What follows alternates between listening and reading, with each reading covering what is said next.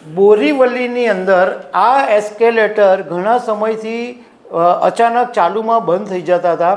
એ વિશે સૌરાષ્ટ્ર પેસેન્જર એસોસિએશનના એક સેક્રેટરીએ ચોંકાવનારો આરોપ મૂક્યો છે કે બોરીવલી રેલવે સ્ટેશન ઉપર એસ્કેલેટર બંધ થઈ જવા પાછળનું એક ખાસ કારણ છે કે આ એસ્કેલેટર શું કામ બંધ કરવામાં આવે છે. નમસ્કાર. તમે જો રેલવેની મુસાફરી કરતા હો અને તમે પ્લેટફોર્મ ઉપર ઘણીવાર જોયું હશે કે એસ્કેલેટર મૂકેલા હોય અને એ બહુ જ સુવિધાજનક હોય કે જે પણ યાત્રીઓ હોય એ એસ્કેલેટર ઉપરથી પોતાના સામાનની સાથે ઇઝીલી જઈ શકે અને પ્લેટફોર્મની બહાર જઈ અને જે બી એમનું વાહન ભાડે કરવું હોય તો ભાડે અથવા એમને કોઈ સગા આવ્યા હોય તો એની સાથે જઈ શકે. પરંતુ બોરીવલીની અંદર આ એસ્કેલેટર ઘણા સમયથી અચાનક ચાલુમાં બંધ થઈ જતા હતા. એ વિશે સૌરાષ્ટ્ર પેસેન્જર એસોસિએશનના એક સેક્રેટરીએ ચોંકાવનારો આરોપ મૂક્યો છે કે બોરીવલી રેલવે સ્ટેશન ઉપર એસ્કેલેટર બંધ થઈ જવા પાછળનું એક ખાસ કારણ છે કે આ એસ્કેલેટર શું કામ બંધ કરવામાં આવે છે.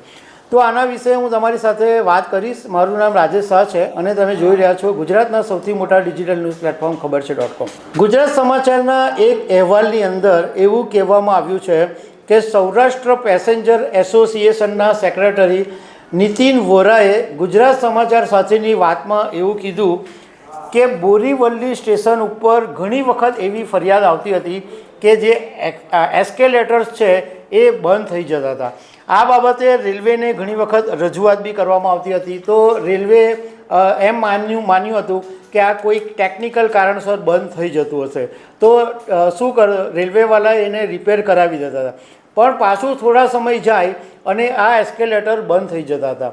હવે આ નીતિન વોરાએ એવો આરોપ લગાવ્યો કે આ એસ્કેલેટર ટેકનોલોજી કે કોઈ અન્ય કારણોસર બંધ નથી થતા, પરંતુ આ કુલીઓનું ષડયંત્ર છે. કારણ કે આ એસ્કેલેટરને કારણે જે કુલીઓ છે એમના ધંધા પર ફટકો પડેલો હતો, એટલે એ લોકો જાણી જોઈને આ એસ્કેલેટરને બંધ કરી દે છે અને એને કારણે એમનો ધંધો ચાલુ રહે. હવે નીતિન વોરાએ કીધું કે બોરીવલી સ્ટેશન એટલું ઇમ્પોર્ટન્ટ છે કારણ કે ગુજરાત સહિતની અનેક રાજ્યોની જે ટ્રેન છે એનું સ્ટોપેજ બોરીવલી હોય છે અને બોરીવલી પર ઘણા બધા પેસેન્જરો ઉતરતા હોય છે. એટલે કુલીઓ પોતાના ફાયદા માટે આ એસ્કેલેટર બંધ કરી દેતા હોય છે. અને નીતિન વોરાએ કીધું કે અમે આ બાબતે રેલવેની બી રજૂઆત કરી છે, અમારી વાત સાંભળવામાં નહીં આવી, તો આને પીએમઓ સુધી રજૂઆત કરવામાં આવી છે. પણ આ ખરેખર એક ચોંકાવનારી વાત છે કે જો નીતિન વોરાનો આરોપ હોય તો આ ગંભીર બાબત છે કે આ જો બીજા બધી જગ્યાએ પણ જો આવી રીતના એસ્કેલેટર બંધ થતા હોય તો એક કોઈક ષડયંત્રનો ભાગ હોઈ શકે છે.